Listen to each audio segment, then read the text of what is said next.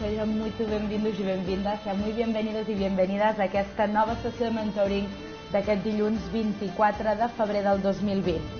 En aquesta segona sessió us portem tres apartats que giraran mentre observem aquest Assassin's Creed Odyssey, d'aquesta llarga col·lecció on a nosaltres ens agrada molt desenvolupar-nos perquè ens permet veure moltes de les eines que explicarem avui. Avui la xerrada es compondrà de tres parts. La primera versarà entorn a la ludificació de l'aprenentatge. En començàvem parlant en la primera sessió, que ja trobareu publicada al YouTube de Cefan Consultoria. Per altra banda, doncs, seguirem parlant respecte d'això i quines eines hi ha entorn d'això, i fins i tot arribarem a parlar de les eines col·laboratives, per tant, aquest material col·laboratiu que ens permet ser molt més productius també al nostre àmbit de treball, perquè recordeu que hi ha un vessant empresarial importantíssim entorn del que significa l'activitat que el joc ens condueix i que d'alguna manera ens permet també no només conduir-nos dins de la pròpia activitat del joc i motivar-nos per després desenvolupar-nos en altra activitat, sinó que bàsicament nosaltres ho transportem al material i a tot allò que es pot convertir en l'àmbit empresarial. Per tant, ens focalitzarem aquí. Seguirem, a més, després, conversant entorn l'entrevista que vàrem portar a terme el passat dimarts amb l'Esteve Camps entorn de l'àmbit IT i comunicatiu. Per tant, veurem les diferents discrepàncies entre departaments, com és que es treballa. Mentrestant, li donarem el botó de continuar i es carregarà el joc, que té tantíssim material que necessita el seu temps de càrrega.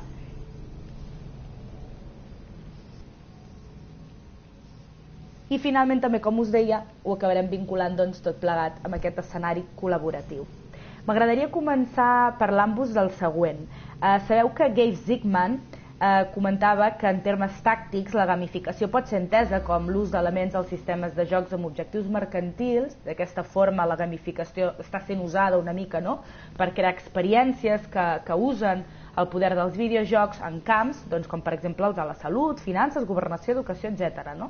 Això ho deia l'any 2011, però per contra, a través d'un disseny innovador i atractiu, probablement el que hi trobem, el que hi cerquem, és això que explicava fa un moment al principi, no? El que hi buscàvem era comprometre's precisament amb l'activitat, comprometre's un mateix i comprometre's també respecte de l'activitat, per millorar capacitats, habilitats, coneixements i moltes vegades també amb la persecució d'un fi comercial, d'aquest fi comercial que fa un moment parlàvem, que aquestes sessions de mentoria dels dilluns són precisament per a través de la gamificació a saber extreure alguns punts de suport que ens permetin desenvolupar eines durant la setmana i durant la nostra activitat professional o comercial.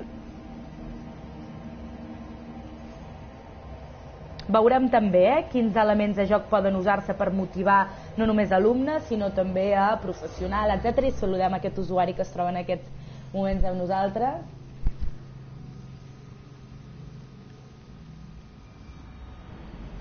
Sabeu que no només hi ha el control del jugador, la narrativa, hi ha també les oportunitats per a la resolució de problemes. En aquestes oportunitats de resolució és que moltes vegades ens trobem i ens interessa desenvolupar-nos. Aprofito també per ubicar-vos respecte del joc. Nosaltres ens trobem en aquests moments a Tebes. Sabeu que aquest joc versa entorn a la Grècia clàssica. Hi ha un fort component històric i per tant val molt la pena en aquest sentit aprofundir, per això és que treballem des d'aquest àmbit. I a més ara ens trobem en una zona on tenim molts inputs per desenvolupar.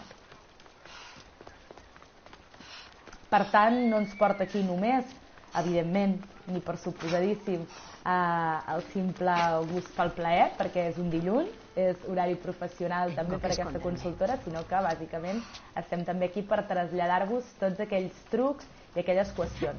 Si algú té qualsevol dubte, si algú li interessa poder desenvolupar una mica de manera més personalitzada moltes d'aquestes gestions, fins i tot hi ha professionals de l'àmbit de les xarxes socials que necessiten desenvolupar-se, que es troben perduts, que necessiten eines més creatives o fins i tot eines de col·laboració amb els seus propis clients, imagineu-vos els mateixos consultors, etc. Doncs aleshores aquest és un bon moment per a posar-vos en contacte amb aquesta consultora i ho podreu fer a través del correu de twitchgirl@tina-migfont.com.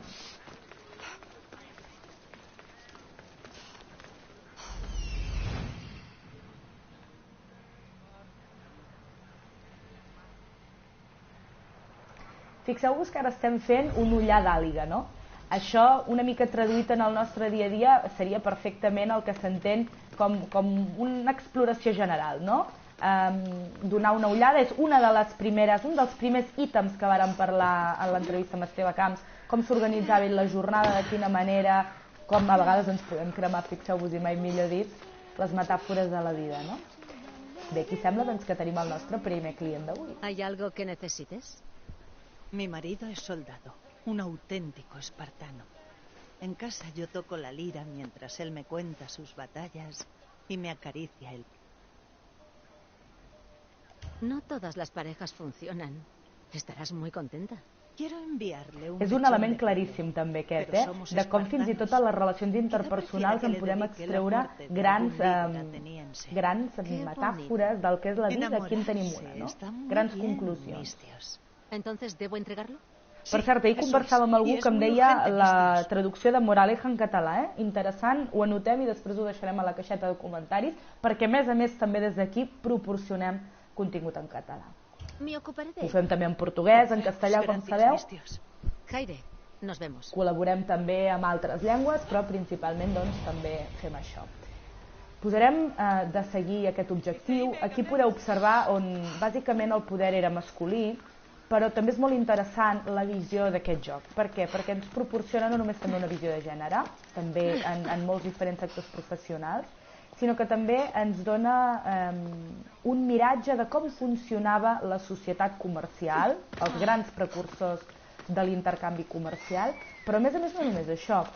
Veiem també perfils, per exemple, una dona espia, que en fi són professions que s'havien d'espavilar molt i molt, com publicaven les notícies o aquelles necessitats que tenien, doncs ho feien a través d'aquests taulells que veureu aquí.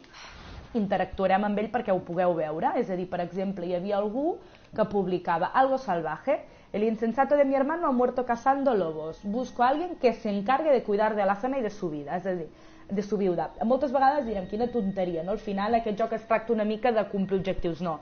Bàsicament el que cerca aquest joc és que tu et comprometis amb el joc, i no et comprometis només des del punt de vista de pèrdua de temps, sinó que moltes vegades que analitzem coses. Abans parlàvem amb aquesta senyora, mireu, aquesta ens hi apuntarem, és com si vas al taulell de l'INEM, doncs ens apuntem a aquesta oferta.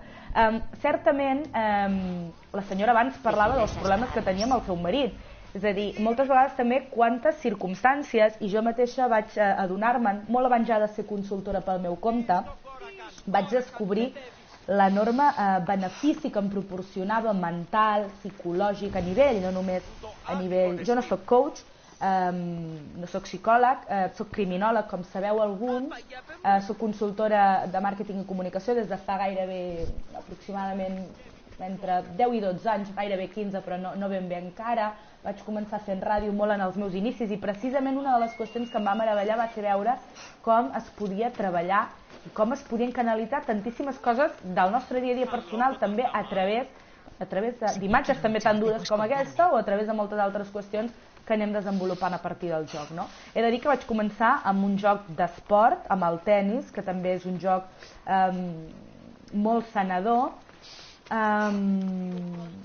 i vaig seguir des d'aquí perquè em va semblar que era un joc que proporcionava eines que per mi eren claríssimament avantatjoses, doncs des del vessant de l'art i de la cultura, que a la consultora també ens hi dediquem, passant per altres, no? I aquest joc està compost per historiadors i per perfils professionals que es dediquen plenament a aquest tipus de qüestions. Per tant, vàrem començar a emetre, vàrem començar a fer recorregut a través de Twitch, paral·lelament ja som multicanal perquè també estem a YouTube, i com sabeu doncs retransmetem un dimarts al mes una entrevista amb un professional diferent. I així fou com començar, però realment els orígens fins i tot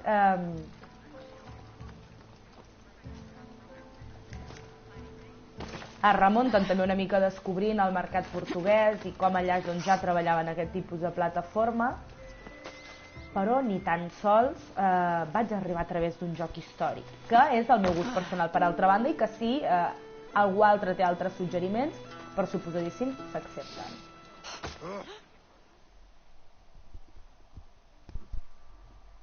Un músico dijo que necesitabas esto. Ah, es justo lo que necesitaba. Toma tu recompensa.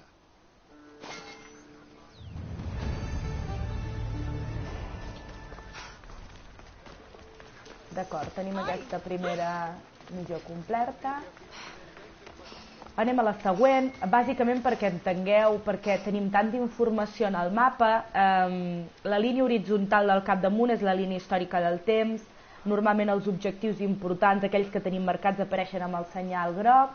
Els que apareixen en lila, que ens recorden també una mica l'anagrama de Twitch, això ens ve a dir que hi ha subministraments, en aquest cas atenencs, que convé destruir. Doncs convé destruir per a debilitar l'enemic. Moltes vegades també aquest tipus de joc ens posa una mica en contraposició amb elements propis de la vida. Val a dir que és una simulació, que hi ha qüestions doncs, que no... Ha terminado.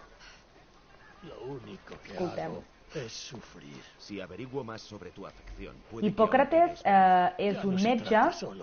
L'altre dia, normalment acostumem a retransmetre els dissabtes per aquells que seguiu l'activitat i arribeu aquí, arribeu a aquest vídeo ara mateix en directe, però també en el vídeo diferit a YouTube, veureu que a més de les entrevistes i de moltes altres càpsules formatives entorn de l'activitat de la consultora, una de les qüestions que sí que a Twitch fem és els dissabtes a retransmetre i concentrem doncs, a vegades un nivell nombrós de comunitat. Aquí, en aquest cas, i observeu mentrestant parlo la meravella del detall de com està dissenyat això els grans creadors del segle XXI, vàrem començar parlant de moltes d'aquestes qüestions els dissabtes. Però és veritat que amb la dinàmica del joc és difícil de seguir el nivell de conversa. Per tant, vàrem decidir concentrar i redireccionar molt d'aquest contingut que entenc que a mi m'ha servit per a tots vosaltres. I el dissabte, precisament, i aquest material encara el teniu a Twitch, doncs vàrem veure no només l'espia que entrava a Tebes, sinó que també vàrem tenir l'oportunitat de veure doncs, com aquest metge no només feia de metge, també hi havia qui feia de lleter i moltes altres professions alhora. La cosa bona i la cosa dolenta de ser moltes coses a la vegada. Anem a veure què ens diu. Hipócrates, sabes que no conviene alterar a los pacientes. Me pide que acabe con su vida y sabe que no puedo. Ayúdame, mis tíos, por favor. Mi dolor es enorme. No es admisible que pidas a nadie que te mate en mi presencia. Soy tu médico y no lo voy a permitir. Puedo aliviar tu dolor, analizar tus síntomas y tratar de curarte, pero nada más. Efectivament, sin dolor no hi El dolor vida. es inherente a los mortales. Nos recuerda que estamos vivos y nos Per cert, mantiene aprofito en vida. també per a dir, si sentiu algun soroll extern, és la gossa que m'acompanya, que a més per cert aprofito també per a fer una àmplia recomanació del film de Call of the Wild que està ara mateix als cinemes, un film on t'explica l'enorme consciència entorn dels animals. Ho dic també perquè moltes vegades vivim circumstàncies una mica complexes en aquest joc, doncs perquè evidentment ens col·loca en una situació de supervivència. Però aquest joc et fa prendre una consciència enorme i és que nosaltres des d'aquesta consultora des del principi hem promogut sempre molt, des de fa gairebé 2 anys, la participació i compartició d'espai amb animals, com de fet ja es fa al Canadà, que comparteixen espai a l'oficina amb molts d'ells. A vegades amb situacions més incòmodes, per suposat, però d'això es tracta. D'acord, acceptem objectiu. Gracias, mis tíos. Si robas sus bienes, debilitarás su posición y mermarás la amenaza que suponen para mi familia. Eso bastará para dar tiempo a mi hijo. ¿Qué tendría que robar? Para hacerles daño de verdad, roba su registro de deudas, su fe de hipotecas y su espléndida colección de joyería. D'alguna manera estem fent una mica de qüestionari, ¿A no? dónde tengo que ir? Su residencia está cerca, en una de las casas mejor decoradas de toda Tebas. Después de la mía, por supuesto. ¿Por qué no los mato sin más para terminar con su amenaza? Si los debilitas, dejarán de ser una amenaza para la posición de mi familia. Pero si mueren, otra familia ocupará su puesto y mi familia volverá a estar en riesgo. De esta forma, mi familia estará a salvo y su posición asegurada. No suelen pagarme solo. Acceptem l'encàrrec i mentre acceptem l'encàrrec Aprofitem també per explicar una mica això que ara comentàvem també fa una estona entorn de les oportunitats per a la resolució de problemes de col·laboració. Hi ha plataformes col·laboratives que ens ajuden molt a treballar, sobretot quan ens trobem precisament en circumstàncies com aquestes, on ens convé acceptar un encàrrec. En aquest cas l'hem acceptat digitalment. Nosaltres ens trobem encàrrecs durant tota la nostra jornada professional. Moltes vegades són encàrrecs que ens és molt difícil de gestionar. Convé no només fer una previsió d'objectius, sinó a més també és interessantíssim, sobretot per aquells que em pugueu escoltar i treballeu pel vostre compte, en aquest cas freelance, però també perfils ja consolidats d'agències. És molt important aprendre a desenvolupar eines de treball col·laboratiu. Si no recordo malament, n'havia fet alguna entrada a Twitter i és cert que ampliarem molt d'aquest contingut, tant al web que anirem anunciant, com també, per suposadíssim, en els nostres diferents canals de. Bé, aquest no era un objectiu que haguéssim previst. De fet, ens trobem a una casa amb una sèrie d'objectius interns per a desenvolupar. Nosaltres, com que tenim un objectiu que hem assumit, anirem de cara a l'objectiu, que és fàcil que en el dia a dia ens parem en moltes coses. De fet, jo crec que aquesta és la part bonica que té aquest joc, que és facilíssim que acabis fent tantíssimes més coses a la vegada de les que hauries, i és una de les raons per les que és un joc excel·lent per a aquestes píldores de Gamifying Education. I per no quedar presos, a vegades una retirada en el moment cert és el més adequat i per tant nosaltres seguim dirigint-nos al nostre objectiu. Mentre hi arribem, us parlava precisament d'alguns d'aquests elements. Aquestes plataformes col·laboratives no només ens permeten assegurar el treball. És molt important, sobretot perquè quants consultors us heu trobat en la tessitura de que no és prou valorat tant el vostre treball com el vostre temps, i moltes vegades en aquest temps i en aquesta dilatació tampoc les comunicacions. Per tant, avaluar per projecte i avaluar per temps en algunes d'aquestes plataformes col·laboratives és el més sensat i a més és una de les eines més innovadores que ara mateix tenim. I per tant, una d'elles, i la recomano àmpliament, és Wrike, W-R-I-K-E. També la podreu trobar a la caixeta d'informació d'aquest canal de YouTube, que anirem actualitzant periòdicament. És molt interessant perquè permet fer un seguiment molt pormenoritzat. I a més no només això, sinó que la retroalimentació és immediata, que jo crec que és un altre dels elements d'ordre que ens facilita. Ens facilita el treball col·laboratiu i ens el facilita també el joc. Que jo crec que aquesta és l'altra part importantíssima que convé que sapiguem avaluar. I com a la vida i a la jornada professional quedem cansats després de pujar aquesta muntanya, per tant anem a veure. Veieu que tenim la línia històrica del temps plena de meravellosos objectius que complir, que això és fantàstic quan començo un dilluns amb tantíssimes coses, sobretot si hem paït molt bé i si hem assumit quines d'aquestes qüestions ens convé. Mireu, aquí tenim una nova ubicació, també una ubicació antiquíssima des dels ulls actuals, però ja per aleshores doncs, sembla ser que és una zona més o menys desèrtica. Nosaltres seguirem. Una de les recomanacions és que aprenguem a gaudir. També que aprenguem a gaudir del treball que estem realitzant en el moment. Això és importantíssim, és fonamental perquè ens permet també realitzar-lo en perspectiva, però a la vegada amb una enorme emoció, no? I l'emoció sempre es trasllada en el resultat del treball, sempre. Veieu que ara mateix hem arribat a una zona de bandolers.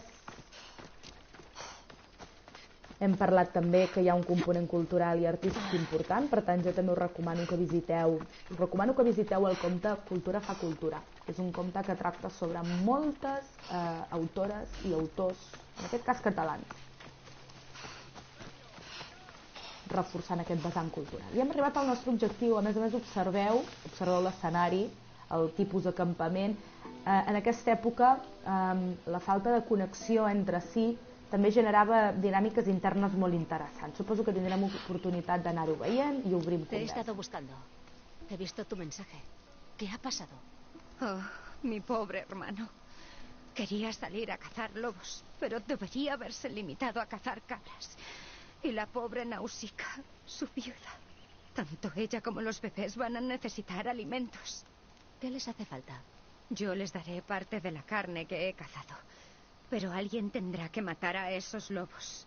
Nausicaa és una actriu, és que esclar tot té la seva explicació. Moltes vegades ens sembla que aquí innovem en pràctiques i en habilitats i simplement el que estem fent és optimitzar qüestions que ja existien, o a vegades fins i tot les podem acabar d'embrutar.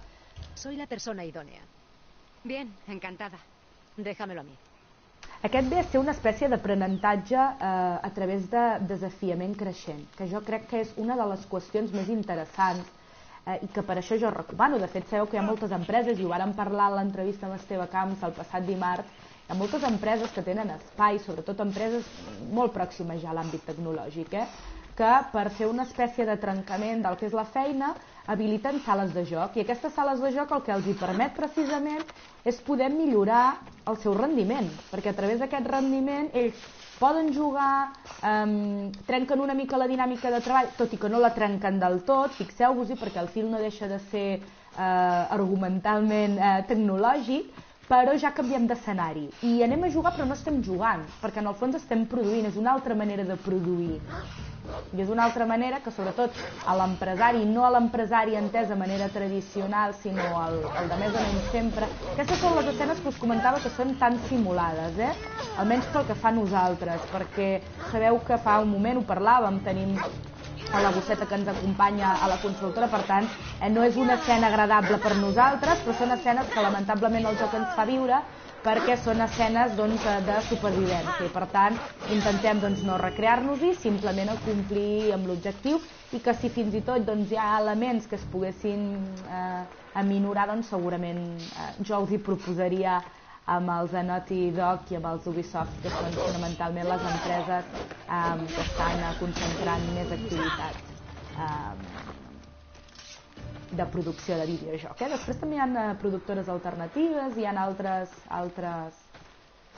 Fins i tot hi ha jocs una mica apps que permeten fins i tot a l'usuari poder crear.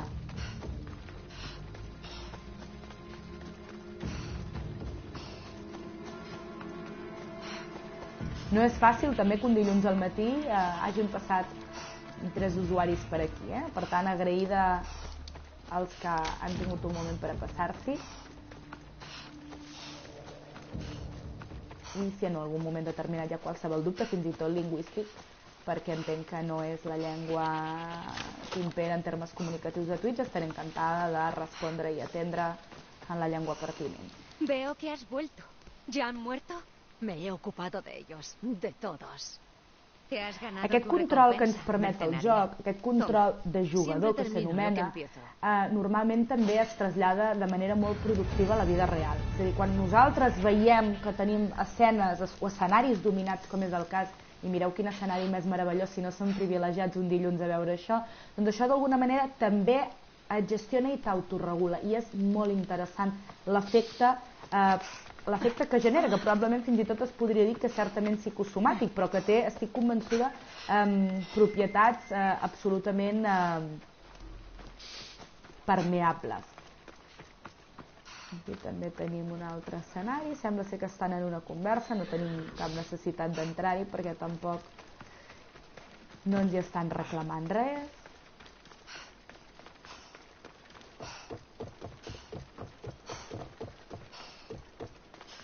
Teníem molts objectius oberts, per tant ens resituem, deixem aquesta primera càpsula de dilluns aquí i seguim en la següent acabant de desengranar la resta de qüestions que us portem per avui.